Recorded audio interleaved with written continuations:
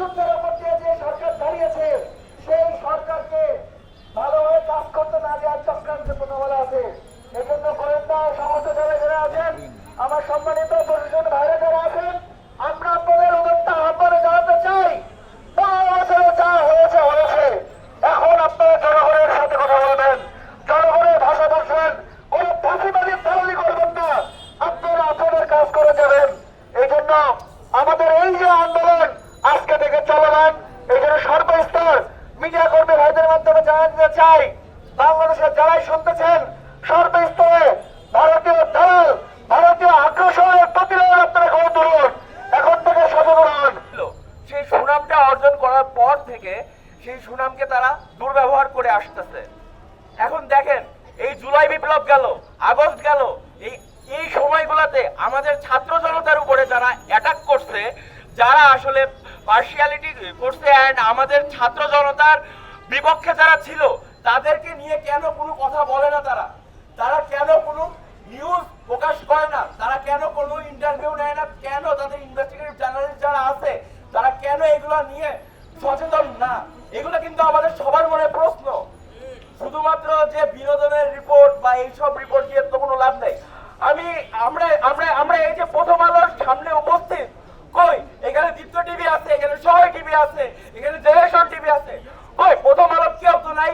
কেন আসো, তোমরা তোমাদের ভুল তোমরা নিজেরা দেখাও, হ্যাঁ প্রমাণ করো যে ভাই হ্যাঁ আমরা ছিলাম, তাহলে না মানবো? কই তোমরা কাপুরুষের মতো ভিতরে যে বসে আসো এন্ড বলতেছো যে না তোমরা আমাদের পক্ষে ছিলা, দিল্লিকে কোনো যে ইনফরমেশন বাইপাস করো না, এটার কি গ্যারান্টি? এটার কি গ্যারান্টি? আমরা বাংলাদেশিরা, আমরা এই দেশের নাগরিকরা যারা রক্ত করে যুদ্ধ করছি, তাদের জীবন যে ভবিষ্যতে গ্যারান্টি পাবে তার কি নিশ্চয়তা কোথায় বলুন?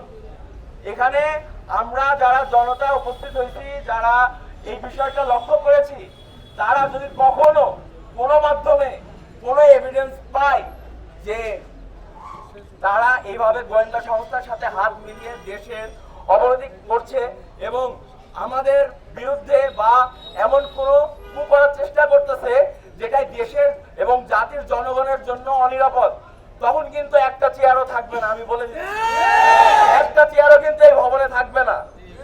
সুতরাং আপনারা এখনো সময় আছে, হয়তো আপনারা নিজেদেরকে সংশোধন করুন, দেশ জাতি এবং নাগরিককে ভালোবাসতে শিখুন, দেশের জন্য কাজ করুন। দেশের মাটিতে আপনারা অফিস দিয়েছেন, অথচ বিদেশে বসে থাকা মানুষদের জন্য কাজ করে যাচ্ছেন, এটা কি আমরা মেনে নিব? হ্যাঁ, এতগুলো মানুষ শহীদ করে দেওয়া হয়েছে, সারা রাস্তা রক্তে ভেসে গেছে, তাদের পরে যে রিপোর্ট ছিল গাছ কেটে ফেলছে, হেফাজতের ডেভেলপমেন্টরা কি করছে? গাছ কাটছে, এটা ছিল ওদের রিপোর্ট। এরপরে এই হেফাজতের উপর তারপর তো শুরু হলো, আর এই তারপর আর এই বাংলাদেশে মুসলমানদের উপর, বাংলাদেশকে তো বলা হয় সেকুলার রাষ্ট্র, মুসলিম সংখ্যাগরিষ্ঠ সেকুলার রাষ্ট্র, কিন্তু আসলে কি সেকুলারের যে সেকুলার যে নীতি, তারা কি সেকুলার সেই মানে? এই সেকুলার নীতি মানবে না। তাদের দ্বিমুখিতা প্রথম পিছনের মাস্টার মাইন্ড ছিল কি? প্রথম হলো ডেইলি স্টার। সেকুলারের নামে তারা কি চালাইছে? ইসলাম বিদ্বেষী, মুসলিম বিদ্বেষী, জনবিদ্বেষী কার্যক্রম চালাইছে। বাংলাদেশে জঙ্গি নাটক নামে যত গুণ যা হয়েছে, তার সর্বপ্রথম মজুদাতা এবং নাটকের স্ক্রিপ্ট লেখা ছিল প্রথম হলো হেড অফিস থেকে। প্রত্যেকটা অপরাধী কে অপরাধী হবে, কোন সময়, প্রত্যেকটা নির্বাচনের আগে কোন সময় ইলেকশনের ফেভারে এই কিনা তথাকথিত আমেরিকা, পশ্চিমা ভারতীয় স্বার্থ রক্ষা করার জন্য কোন দিকে ইলেকশন, কোন দিকে ছড়াবে, সেই অনুযায়ী কি করতো? জঙ্গি নাটক ইলেকশনের আগে আপনার রিপোর্টগুলো পর্যবেক্ষণ করবেন, প্রথম আলো রিপোর্টগুলো প্রত্যেক বছর হইতো না।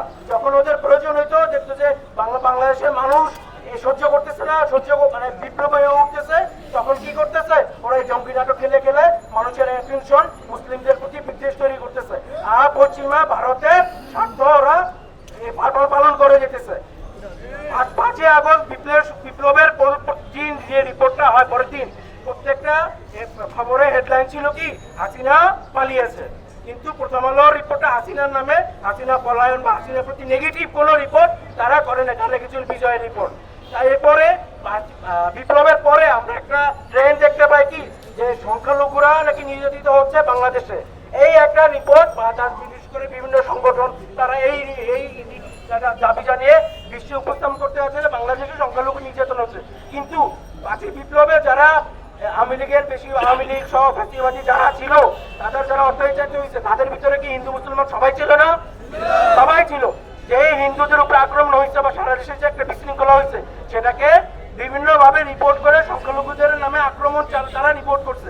সংখ্যা হিসেবে প্রত্যেকটা জেলায় জেলায় নাকি রিপোর্ট হয়েছে। সেই আক্রমণগুলোকে তারা সংখ্যালঘু আক্রমণ হিসেবে চালাই দিচ্ছে। বিশ্বের দরবারে তারা উপস্থাপন করতেছে বাংলাদেশের সংখ্যালঘু নির্যাতন হয়। সেই হিসেবে বাংলাদেশের অস্থিতিশীল একটা পরিস্থিতি সবসময় দেখানোর জন্য প্রথম আলো ডেইলি স্টারের একটা কার্যক্রম দেখা যায়, তার চাল দেখা যায়। তো এই ফলাফল হিসেবে আপনারা কি দেখতে পারবেন, ইন্ডিয়ান মিডিয়া থেকে শুরু করে ট্রাম্প বর্তমানে যে ট্রান্সফার রয়েছে সেও কি করছে, একটা পোস্ট বা তাদের রিপোর্ট এরকম যাচ্ছে যে বাংলাদেশ সংখ্যালঘু নির্বাচন হয়। তাদের এই রিপোর্টের তাকে ভিত্তি করে তারা সেই রিপোর্টগুলো ওখানে চলে যায়। তো তাদের এই এজেন্ডা হলো কি বাংলাদেশে অস্থিতিশীলতা তৈরি করা, ফ্যাসিবাদ কায়েম রাখা, যাতে তাদের স্বার্থ, তাদের এলিটিজম, শাহবাগিজম, সেকুলারিজম এবং মুসলিম ইসলাম বিদ্বেষ তারা চালিয়ে যেতে পারে। তাদের এই কার্যক্রম চালানোর জন্যই তারা এই বাংলাদেশের স্বার্থ বিরোধী কাজ এমন ভাবে করে আছে যাতে সাধারণ জনগণ বুঝতে না পারে।